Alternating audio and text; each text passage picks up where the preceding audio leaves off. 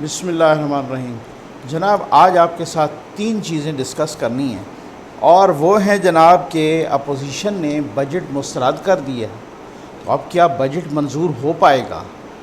دوسری بات، وزیر اعظم صاحب کے عشائیے میں کون کون نہیں آیا، خاص طور پہ کاف لیگ نے تو جناب رونگٹے کھڑے کر دیا نہ آ کے اب کیا ہوگا، بجٹ کے بعد کیا ہونے لگا ہے، ہوگا کیا؟ اور تیسری بات جناب، آج کل بڑے اعترافات ہو رہے ہیں، کہیں پہ اعتراف جہالت، تو اعتراف حماقت، تو اعتراف جرم، تو پتہ نہیں کیا کیا اعترافات، اس پہ بڑی ایک دلچسپ گفتگو ہے، وہ کریں گے۔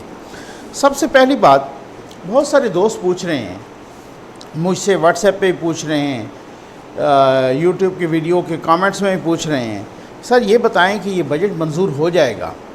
اپوزیشن نے آج آپ نے دیکھا کہ بجٹ کو مسترد کر دیا، ٹھیک، انہوں نے پریس کانفرنس بھی کی، بلاول صاحب بھی، اپنا خواجہ آصف صاحب بھی، اور بھی اس میں تھے پارٹیز مختلف، یہ جو آئی جماعت اسلامی، ANP وغیرہ سارے۔ اچھا، انہوں نے مسترد کر دیا، ایک لمبا چوڑا اعلامیہ بھی دیا، ساتھ یہ بھی کہا کہ اگلے ہفتے یا شہباز شریف صاحب جیسے صحت مند ہوتے ہیں تو پھر APC بھی بلائی جائے گی۔ لیکن سوال وہی ہے کہ کیا بجٹ منظور ہوگا؟ بڑا اہم سوال ہے۔ جی ہاں، میرا اپنا اس کا تجزیہ یہ ہے یا جواب یہ ہے، میں سمجھتا ہوں کہ بجٹ منظور ہو جائے گا۔ اب آپ پوچھیں گے کہ کیوں؟ جناب پہلی بات یہ ہے کہ بجٹ بالکل سمپل میجارٹی سے منظور ہو جاتا ہے، اور سمپل میجارٹی بھی ایون جو ارکان وہاں موجود ہوتے ہیں ان کی سمپل میجارٹی سے بھی منظور ہو جاتا ہے، تو وہ تو آئی تھنک کہ منظور ہو جائے گا۔ دوسری بات یہ ہے، اپوزیشن بھلے اس میں حصہ نہ لے تب بھی وہ منظور ہو جائے گا، سمپل میجارٹی سے ہو جاتا ہے۔ اور کاف لیگ نے تو اب یہ بھی آج کہا ہے نا کہ وہ عشائیے میں نہیں آ رہے تو بجٹ میں وہ ووٹ دیں گے۔ اچھا، دوسرا یہ ہے کہ اگر 1 جولائی کو بجٹ پاس نہیں ہوتا تو بہت کچھ فریز ہو جاتا ہے۔ یہ بات نہیں ہے کہ فوری طور پہ حکومت گر جاتی ہے، لیکن فریز ہو جاتا ہے۔ اب اس کے لیے یہ ہے کہ ایک ایمرجنسی ارینجمنٹ ہوتا ہے، لیکن وہ پریفریبل نہیں ہوتا، وہ کوئی اس طرح سے نہیں کہ ایمرجنسی ارینجمنٹ 2-3 مہینے پہ آپ چل سکتے ہیں، لیکن وہ اس کو کوئی پریفر نہیں کرتا، زیادہ اس کی کوئی حمایت نہیں کرتا۔ بہرحال وہ سب کچھ فریز ہو جاتا ہے۔ آپ جو نئے ٹیکسز کلیکٹ کرنا چاہتے ہیں اس بجٹ کے تحت، یا نئے نہیں پرانے بھی کلیکٹ، وہ نہیں ہو پاتے، اور بھی بہت ساری چیزیں۔ ظاہر ہے وہ بجٹ جب پاس ہی نہیں ہوگا تو اس بجٹ کے پہلے بھی اتنا خسارے کا بجٹ ہے، وہ سب کچھ رک جاتا ہے نا۔ اور پھر آپ کو معلوم ہے کہ جب وہ کوئی اس طرح کی پاور کاریڈورز بھی نہیں چاہیں گے کہ جناب بجٹ رک جائے، تو بجٹ تو آئی تھنک کہ نہیں رکے گا، کیونکہ وہ رکا تو پھر بڑے مسائل ہو جائیں گے۔ اچھا، بہرحال بجٹ منظور ہو جائے گا، ٹھیک ہے نا۔ یہ البتہ اور بات ہے کہ جو جماعتیں ساتھ دیں گی منظوری میں، تو وہ ڈیفینیٹلی وہ بھی اس طریقے سے جان تو نہیں چھڑا سکتی، بھلے وہ اتحادی جماعتیں ہوں، کہ وہ یہ کہہ دیں کہ جناب ہم تو ذمہ دار نہیں ہیں۔ تو جس نے بھی بجٹ کی اس طرح سے منظوری کی اور پھر اس کے بعد مذمت بھی کرتے رہے، لیکن وہ ساتھ شامل ہوں گے، میں آپ کو یہ بتا دوں۔ بہرحال وہ ایک لمبی چوڑی بات ہے۔ اچھا، اب اس کے بعد آ جائیں کہ جناب عشائیے میں کون کون نہیں آیا، یہ بڑی دلچسپ بات ہے۔ پہلے تو خود کوئی 10-12 بندے PTI کے اپنے نہیں آئے، جی ہاں، یہ بھی بڑی حیران کن ہے۔ اختر مینگل صاحب نہیں آئے، انہوں نے بڑا اصولی موقف، انہوں نے کہا جناب کہ جب ہم اتحادی ہی نہیں رہے تو ہم کیوں آئے عشائیے میں؟ اب تو اتحادی حکومت اور اتحادی جماعتوں کو بلا رہے ہیں نا، ہم اتحادی نہیں رہے تو۔ کاف لیگ تو اتحادی فی الحال ہے، لیکن وہ بھی نہیں آئی جناب، جی ہاں، ٹھیک ہو گیا نا۔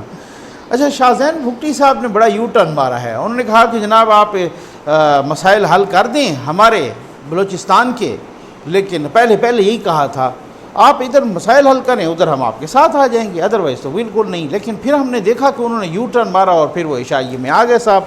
اچھا چلیں، اب بات یہ ہے کہ کاف لیگ نہیں آئی، چودھری برادران ناراض ہیں، انہوں نے ایک بڑا سٹرانگ یوں سمجھ لیں کہ نہ آ کے میسج بھیجوایا ہے۔ وہ کہا تو یہ ہے نا کہ جی مصروفیات ہوتی ہیں، یہ ہوتا ہے وہ ہوتا ہے۔ خان صاحب نے بھی تقریر کی اپنے، ان کو اتحادیوں کو باقیوں کو بھی جو ہے نا حکومت کے باقی ممبران کو، جناب کہ حکومت کہیں نہیں جا رہی وغیرہ، خیر وہ تو کہا ایسے جاتا نا، کوئی بندہ کہہ دے کہ جی جا رہی ہے، یہ ایسے ہو سکتا ہے کوئی؟ کبھی بھی نہیں۔ وہ ہمیں یاد ہے کچھ ذرائع بتا رہے تھے کہ جب محترمہ کی گورنمنٹ سیکنڈ ٹائم جانے لگی نا، جو 58(2)B کے تحت فاروق لغاری صاحب نے اس کو تحلیل کیا تھا، تو وہ چند گھنٹے پہلے کو محترمہ نے ان سے پتہ کیا کہ بھائی یہ کیا ہے، یہ اس طرح کی کوئی رومرز ہیں، یہ سر تو نہیں آپ اطمینان رکھیں ایسی کوئی بات. تو بہرحال کہنے کا مقصد یہ ہے کہ کوئی نہیں کہتا ہوتا، اس میں ایک بات لمبی نہ ہو جائے. پوسٹ بجٹ کیا ہوگا، یعنی بجٹ کے بعد کیا ہونے والا ہے؟ جی ہاں جناب، ذرائع یہ بتا رہے ہیں کہ اصل گیم تو بجٹ منظور ہونے کے بعد شروع ہوگی. اچھا وہ کیسے؟ اب پہلے میں آپ کو یہ بتا دوں کہ اپوزیشن کا سٹانس کیا ہے، اپوزیشن کی اس وقت ڈیمانڈ کیا ہے. اپوزیشن اور خاص طور پہ اپوزیشن کی جو بڑی جماعت ہے نون لیگ، ان کی ڈیمانڈ سب سے زیادہ انہی کی ڈیمانڈ ہے فریش الیکشنز. کیونکہ اس کی وجہ یہ ہے نا وہ کہیں بھی گورنمنٹ میں تو ہے نہیں، پیپلز پارٹی سندھ میں گورنمنٹ میں ہے، چپ کر کے بیٹھی ہے، چلیں جناب یہ اس طرح سے تب ہوگا. ان کو صرف یہ پرابلم ہوتی ہے کہ ہمیں کوئی چھیڑے نہیں، ٹھیک ہے نا، تو وہ سندھ میں گزارا کر جائیں گے ان کو. لیکن اگر فریش الیکشن کے علاوہ آپشن نہ ہوا تو انہوں نے بھی اب تیاری شروع کر دی ہے. آپ کو پتہ ہے زرداری صاحب میدان میں آ گئے ہیں، انہوں نے بھی تیاری شروع کر دی ہے. ان کو پتہ چل گیا ہے کہ بھائی اس طرح سے گیم ڈلنے والی ہے، تو پھر اب ایسا نہ ہو کہ ہم پیچھے رہ جائیں. اور میں آپ کو بتاؤں کہ خاص طور پہ وہ ٹارگٹ کریں گے پنجاب کو اور کے پی کو. یہ ایک اور ویڈیو بھی میں اس پہ بڑا ریسرچ کر کے میں نے بنائی ہوئی ہے، وہ میں آپ کو بتاؤں گا. اچھا ان کی ڈیمانڈ ہے خاص طور پہ نون لیگ کی یہ فریش الیکشن. اب اگر ان ہاؤس چینج آتی ہے تو وہ جو ہے نا اتنی کوئی طویل عرصے کے لیے نہیں ہوگی. اچھا ایک پائپ لائن میں کچھ مذاکرات کہہ لیں یا پائپ لائن میں ایک معاہدہ کہہ لیں، وہ بھی چل رہا ہے کہ اگر ان ہاؤس چینج آتی ہے تو وہ ایک ایسی چینج ہو کہ جو لمبے عرصے تک نہ چلے. ٹھیک، ایک بات. دوسری باتیں بڑی کام کی ہیں آپ کے ساتھ ڈسکس کرنی ہے. دوسری بات یہ ہے کہ اپوزیشن نے اور خاص طور پہ نون لیگ نے بھی اور تمام اپوزیشن نے، ٹھیک ہے نا، کہتے ہیں کہ ان ہاؤس چینج کی صورت میں وہ تو خود تو نہیں آنے کو تیار، نہ نون لیگ میں سے کوئی، نہ ہی پیپلز پارٹی میں سے کوئی. تو پھر کون؟ میں نے آپ کو پچھلی ویڈیو میں بتایا تھا، اس سے غالباً پچھلی میں، کہ دو نام بڑے فیورٹ ہیں. ایک نام ہے جناب اسد عمر صاحب، دوسرا نام ہے جناب شاہ محمود قریشی صاحب. یہ بڑے فیورٹ نام ہیں. اب مجھے کچھ ذرائع بتا رہے تھے کہ قریشی صاحب کا نا کچھ دنوں سے یوں سمجھ لیں کہ قریشی صاحب کا ذرا پلڑا ہلکا ہو گیا ہے. ٹھیک، اور آپ نے وہ بیان سنا ہوگا نا کہ جس میں قریشی صاحب کہہ رہے تھے کہ جناب ہمارا مطمع نظر کرسی نہیں ہے، ہم تو اصول پرست ہیں، ہم اصولوں کی قربانی نہیں دیتے. یہ وہ کچھ لوگوں نے سمجھ لیا کہ وہ خان صاحب کے لیے کہہ رہے ہیں، لیکن وہ بعد میں جو ہے نا کچھ لوگوں نے بتایا ذرائع نے کہ اصل میں وہ خان صاحب کے لیے نہیں، وہ اپنے لیے کہہ رہے تھے. پہلے ان کو بہت زیادہ امید دلائی گئی تھی، بعد میں تھوڑا ان کا پلڑا ہلکا اور اسد عمر صاحب کا پلڑا بھاری ہو گیا جناب. ٹھیک، تو اب پلڑا کہاں سے بھاری ہوتا ہے وہ اس کو چھوڑیں نا، اب ہر بات ایسی نہ پوچھا کریں. ان کو ذرا مایوسی ہوئی تو انہوں نے یہ سٹیٹمنٹ دے دی. اچھا اب وہ کہہ رہے ہیں کہ اسد عمر صاحب کا پلڑا. لیکن ایک اور بات ہے، اپوزیشن کی اس وقت بھی نا دونوں بڑی پارٹیز کی زیادہ تر رائے شاہ محمود قریشی صاحب کے حق میں ہے. جی ہاں، یہ ہم نے بات بھی کی ہے، میں ایسے نہیں بات کرتا، میں بات کسی سے کر لیتا ہوں ذرائع سے تو بہرحال. لیکن اگر بات نہ بن پائی اور اسد عمر صاحب کا ہی پلڑا بھاری رہا تو اس پہ بھی چل سکتا ہے کام. ٹھیک ہے نا جی. اچھا میں نے پھر سوال کیا، بڑی امپارٹنٹ باتیں ہیں، میں نے سوال کیا جناب کہ یہ ہوگا کیسے، خان صاحب کیسے مانیں گے؟ انہوں نے کہا جناب ماننا تھوڑی ہوتا ہے، بہت کچھ باتیں ہیں جناب، آپ اس کو چھوڑ دیں. وہ ایک دو ایسے ہی مجھے دوستوں نے مثالیں دیں. انہوں نے کہا جناب کہ آپ کو نہیں پتہ فارن فنڈنگ کیس بڑا اسٹرانگ ہے، اس پہ 4 دن لگیں گے. آپ کو نہیں پتہ. دوسری بات یہ ہے کہ یہ جو پارٹی کئی دفعہ آپ نے دیکھا پوری پارٹی چھوڑ کے چلی جاتی ہے. جی ہاں، تو جناب میں تو ہکا بکا رہ گیا. میں نے کہا اچھا اس طرح سے بھی ہوتا ہے. ہاں وہ تو میں نے آپ کو خود بھی بتایا تھا کہ اب اگر بالفرض پارٹی کے اگر 50% سے زیادہ یعنی 51% کہیں پہ ہو جائیں ادھر ادھر ارکان، تو پھر تو کیا ہوگا؟ پھر تو وہی دھڑا پارٹی ہوگا نا. وہ تھوڑا پارٹی ہوگا کہ وہ جو خان صاحب کے ساتھ کھڑے ہیں وہ نہیں. جبکہ 51% ارکان جدھر ہو گئے تو وہی دھڑا. اور 51% اس وقت تحریک انصاف کی جو پوزیشن ہے، 51% کو ایک طرف کرنا کوئی مسئلہ ہی نہیں ہے جناب. ان میں آپ کو پتہ ہے بہت سارے الیکٹیبلز ہیں، بہت سارے اتحادی ہیں، بہت سارے دوسرے لوگ ہیں ادھر ادھر سے آئے ہوئے پیراشوٹرز، کیا ان کو کیا۔ ایک اور بات بڑی اہم وہ یہ ہے کہ پھر اس کے بعد آپ کے بھی ذہن میں یہ کویسچن آ رہا ہوگا کہ جناب پنجاب کا کیا بنے گا، یہی تو سوال ہے کہ پنجاب کا کیا بنے گا۔ آخر اگر سینٹر میں کوئی چینج آئی، بھلے وہ کچھ مہینوں کے لیے ہو یا کچھ لمبے عرصے کے لیے ہو، تو پنجاب میں نہیں آئے گی کیا؟ ٹھیک ہے نا۔ اچھا کچھ مہینوں کے لیے بھی ہو نا، بڑے لوگ نام لکھوانے کے لیے، وہ آپ کو یاد ہوگا نا چودھری شجاعت حسین صاحب نے 45 دن کے لیے، ان کو پتہ تھا کہ اس کے بعد جناب وہ شوکت عزیز صاحب کو، جنرل مشرف صاحب کے زمانے میں شوکت عزیز صاحب کو الیکشن لڑوا کے کہیں سے، یہ نہیں کہ یوں سمجھ لیں کہ راتوں رات جتوا کے الیکشن لڑوا کے ان کو، لیکن صرف 45 ڈیز کے لیے بھی، کیونکہ بھائی ٹیگ لگ جاتا ہے وزیر اعظم کا، ٹھیک ہے نا، پھر اس کے بعد آ جاتا ہے ایکس وزیر اعظم، پھر پروٹوکول کیا کیا چیزیں ہوتی ہیں، اس کو چھوڑیں نا۔ پنجاب میں پھر اگر چینج ظاہر ہے مرکز میں اگر چینج آتی ہے، پنجاب میں کیسے نہیں آتی، اور اگر پنجاب میں چینج آتی ہے تو یہ بھی جی بالکل اندر کی بات ہے کہ اپوزیشن ادھر بھی انٹرسٹڈ نہیں ہے اس تھوڑے سے پیریڈ کے لیے، یا 6 مہینے سال کے لیے اتنے، ادھر بھی کوئی نہیں انٹرسٹڈ، کیونکہ وہ کہتے ہیں ہم پہ ملبہ نہ آئے، ہم اس وقت انٹرسٹڈ ہیں کہ جب نیا الیکشن ہو، فریش الیکشنز ہوں، ٹھیک، وہاں بھی انٹرسٹڈ۔ تو وہاں پھر ہارٹ فیوریٹ کون ہے؟ جناب چودھری صاحب دا گریٹ، چودھری پرویز الہی صاحب پھر وہاں ہارٹ فیوریٹ ہیں، اور ان پہ تو سارے متحد اور متفق ہیں، ان کی تو جناب اچھی خاصی دوستی ہے زرداری صاحب کے ساتھ بھی، ان کے کو تقریباً 7 ممبر ہیں، وہ بھی ان کی جیب میں ہوں گے، جناب ادھر بھی دوستی ہے، ان کے اپنے بھی ہیں ممبر، ادھر بھی نون لیگ کے ساتھ بھی، تو وہ تو آرام سے بڑے جناب ہارٹ فیوریٹ ہیں، اور وہ ان کے بھی ہارٹ فیوریٹ ہیں، تو پھر ان کا تو راستہ ویسے ہی ہموار ہو گیا نا، جتنے عرصے کے لیے بھی ہو۔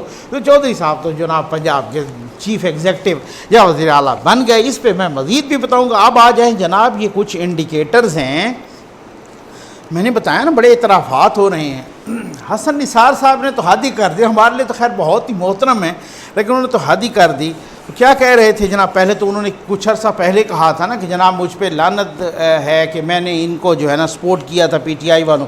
اب ایک حالیہ ایک اپنی ویڈیو بھی میں انہوں نے بہت کچھ کہا، حالیہ ایک انٹرویو دیا ہے ایک پرائیویٹ چینل کو، نجی چینل کو، ان میں انہوں نے کہا کہ میرے تو ماتھے پر، اب میں ایک کوٹ ان کوٹ کر رہا ہوں، ادروائز میں اس طرح کی جسارت کسی کے لیے بھی نہیں کرتا، تو وہ تو بڑے محترم ہیں ہمارے لیے، کہتا میرے تو ماتھے پر لکھا ہے میں الو کا پٹھا ہوں۔ اب آپ اندازہ کریں، وہ جو میں دیکھ رہا تھا کہ جو اینکر انٹرویو کر رہے تھے نا، تو وہ یوں ماتھا پکڑ کے بیچارے بیٹھ گئے، بالکل کافی دیر تک جو ہے نا نظریں جھکائی رکھی انہوں نے، اور بڑا جو ہے نا، اور انہوں نے پھر اعتراف حماقت بھی کیا۔ انہوں نے کہا کہ میں تو بالکل مطلب حمایت کر کے پی ٹی آئی کی، پھر وہ کہتے ہیں اعتراف حماقت کیا۔ ایاز امیر صاحب کا کالم میں نے اس سے پچھلی ویڈیو میں ذکر کیا، وہ پیٹرول والی ویڈیو میں آپ نے دیکھ لیا ہوگا، شاید آپ بہت ساروں نے پڑھ بھی لیا ہو۔ اچھا، انہوں نے یہاں تک کہہ دیا کہ جناب یہ تھوڑی تھا کہ میں نے عمران خان کی محبت میں کچھ لکھ دی تھی تعریفیں، میں نے تو بغض نواز میں لکھا تھا۔ تو یہ اعتراف پچھتاوا آ گیا۔ چند روز پہلے آپ نے جنرل امجد شعیب صاحب کا دیکھا، اعتراف جہالت ہو گیا۔ میں تو حیران ہوں، آج ہمارے بہت ہی اچھے دوست بھائی ہیں فہد مصطفیٰ صاحب، ان کا جناب انہوں نے کہا جناب کہ حکومت، انہوں نے ایک ٹویٹ کیا کل، انہوں نے کہا خان صاحب سے پوچھا کہ سر ہمیں پتہ ہے کہ حکومت چلانا واقعی مشکل کام ہے، لیکن جب آپ اپوزیشن میں ہوتے تھے تو آپ ہمیں بتاتے تھے کہ یہ کوئی راکٹ سائنس نہیں ہے، اور پھر اس کے بعد انہوں نے کہا کہ پلیز سر بتائیے کیا میں نے آپ کو ووٹ دے کر ٹھیک فیصلہ کیا ہے؟ ایک بڑا کوسچن مارک لگا دیا بھائی انہوں نے۔ اچھا، اس کے بعد نا آپ آ جائیں ہارون رشید صاحب پہ۔ ہارون رشید صاحب نے بھی کئی مرتبہ پچھلے دنوں سے وہ مسلسل کہہ رہے ہیں کہ بھائی حکومت چلانا نا عمران خان صاحب کے بس کی بات نہیں ہے۔ کل میں نے آپ کو پچھلی ویڈیو میں بتایا کہ خلیل الرحمان قمر صاحب نے جناب، انہوں نے کہا کہ خان صاحب میری بھی امید ہے، لیکن امید مجھے خدشہ ہے، ڈوب رہی ہے، پیٹرول مہنگا کر کے عمران خان صاحب آپ خود سستے ہو گئے۔ ایون اس حد تک آپ یقین کریں، میں نے ان کے ٹویٹس دیکھے، مجھے پتہ تھا کہ یہ انہی کا ہے ٹویٹر اکاؤنٹ، لیکن میں ان کو فون کر کے میں نے کنفرم کیا کہ سر یہ آپ کا ہی ہے، انہوں نے کہا ہاں جی میرا ہے، اور انہوں نے ان چیزوں کے بھی کنفرم کی۔ انہوں نے کہا کہ خان صاحب آپ تو بزدل حکمران ہیں اور ہم بدقسمت قوم ہیں۔ اب اس کے بعد چیئر میں ایک اور بڑا حیران ہوا، مجھے نہیں پتا وینا ملک صاحبہ کا کون چلاتا ہے ٹویٹر اکاؤنٹ، خیر ان پہ میں تبصرہ ہی نہیں کرنا چاہتا، کیونکہ اس کی وجہ یہ ہے کہ وہ بہت ہی نا عجیب و غریب قسم کے ٹویٹ کرتی ہیں. بہرحال میں زیادہ اس پہ بولنا نہیں چاہتا، لیکن انہوں نے ایک ٹویٹ کر دیا. انہوں نے بھی حد تو یہ ہو گئی ہے کہ شاید ان کا بھی حوصلہ جواب دے گیا. انہوں نے بھی کل میں ان کا دیکھ رہا تھا ایک ٹویٹ کیا یہ پیٹرول کی پرائسز آنے کے بعد. وہ کہہ رہے ہیں کہ خان صاحب عوام پوچھ رہی ہے کہ آپ تھوڑا گھبرا لیں. اب اندازہ تو کریں. یہاں تک میں شاہد افریدی صاحب کا انٹرویو دیکھ رہا تھا غالباً شہزاد اقبال صاحب کے ساتھ. انہوں نے کہا کہ عمران خان کی ٹیم متحد نہیں ہے، یعنی ظاہر ہے اس میں ٹوٹ پھوٹ ہے، وہ ٹوٹ پھوٹ کا شکار ہے. تو ٹیم میں اتحاد نہ ہو تو کبھی بھی کارکردگی پیش نہیں کر سکتی. ارشاد بھٹی صاحب کے جناب اقوال زرعی آپ کے سامنے ہیں، وہ جو آج کل وہ جو کر رہے ہیں. اچھا بس آخری بات، مجھے بہت سارے نا اپنے دوست کہتے ہیں کہ یار یہ ان کو کیا ہو گیا، کچھ دوست اس سے. میں نے کہا بھائی ان کو کچھ بھی نہیں ہوا. ان میں سے بہت سارے ایسے ہیں جن کو آپ سمجھ رہے تھے نا کہ یہ آپ کے ہیں، یہ اس وقت بھی آپ کے نہیں تھے، یہ ان کے تھے. اب بات یہ ہے کہ اس وقت ان کی اور آپ کی بڑا اتفاق تھا، سیم پیج پر تھے، ایک ہی صفحے پر تھے، ایک ہی پیج پر تھے. اب چونکہ وہ الائنمنٹ ڈسٹرب ہو گئی ہے، وہ اتحاد اتفاق ایک صفحہ ڈسٹرب ہو گیا ان سے آپ کا، تو یہ پہلے بھی ان کے ہی لوگ تھے، اب بھی ان کی بولی بول رہے ہو تو سمجھ جائیں نا بھائی آپ کے لیے کیا خطرے کی گھنٹی بج رہی ہے. اب دیکھیں کیا ہوتا ہے. لوگ کہہ رہے ہیں کہ بجٹ کے بعد اصل گیم شروع ہوگی. اب وہ جولائی کے مڈ میں ہوتی ہے یا آخر میں ہوتی ہے یا ہوتا کیا ہے آپ دیکھیے گا. انشاءاللہ میں آپ کو انفارم کرتا رہوں گا، بتاتا رہوں گا ہر لیٹسٹ ڈیولپمنٹ سے. آپ کا بہت بہت شکریہ.